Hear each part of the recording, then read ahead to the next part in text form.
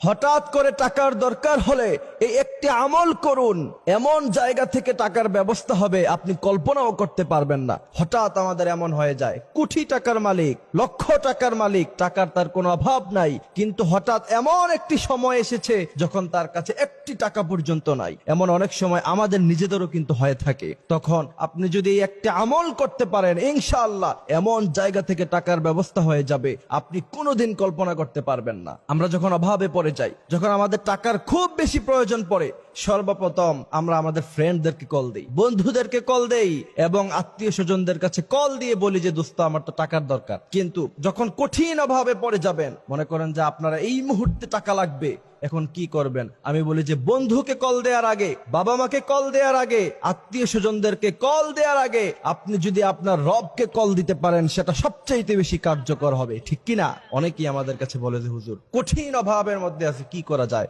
তাদের জন্য এই আমলটি আমি দিচ্ছি।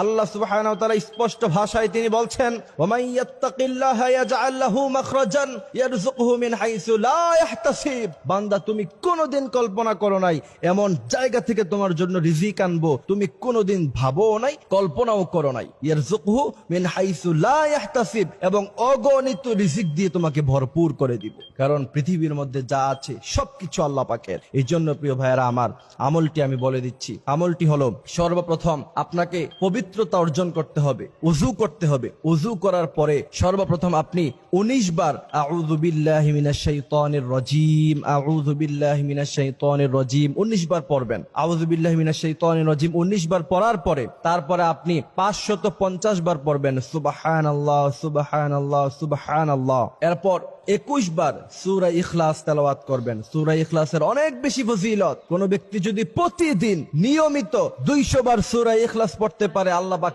300 ফজিলত তাকে প্রদান করবে। তার মধ্যে অন্যতম ফজিলত হলো রিজিকের কোনোদিন কোনো অভাব হবে না। সুবহানাল্লাহ। এই জন্য প্রিয় ভাইরা আমার, 21 বার সূরা ইখলাস, এরপর দুরূদ ইব্রাহিম পড়বেন। আল্লাহুম্মা সাল্লি আলা মুহাম্মদ ওয়া আলা আলি মুহাম্মদ কামা সাল্লাইতা আলা ইব্রাহিম ওয়া আলা আলি ইব্রাহিম ইন্নাকা হামিদুম মাজিদ। এই গোটা দুরূদ ইব্রাহিম পুরোটা পড়বেন। দুরূদ ইব্রাহিম যদি না পারেন তাহলে সাল্লাল্লাহু আলাইহি ওয়াসাল্লাম 100 বার পড়বেন। এরপর 100 বার পড়বেন সুবহানাল্লাহি ওয়া বিহামদিহি সুবহানাল্লাহিল আযীম ওয়া বিহামদিহি আস্তাগফিরুল্লাহ। এই গোটা আমলটা করার পরে আল্লাহর কাছে হাত তুলে বলবেন, আল্লাহ আপনি তো অগণিত রিজিকের মালিক, আপনি তো অগণিত রিজিক আমাদেরকে প্রদান করতে পারেন। এমন ভাবে যদি আল্লাহর কাছে চাইতে পারেন, ইনশাআল্লাহ আল্লাহ সুবহানাহু ওয়া তাআলা আপনাকে রিজিক দিয়ে ভরপুর করে দিবে। আল্লাহ বলছেন, বান্দা শোনো, ওয়ালিল্লাহি মুলকুস সামাওয়াতি ওয়াল আরদ, আসমানের মধ্যে যা আছে, জমিনে যা আছে, তাহতাস সারা, এত দুবাইয়ের মধ্য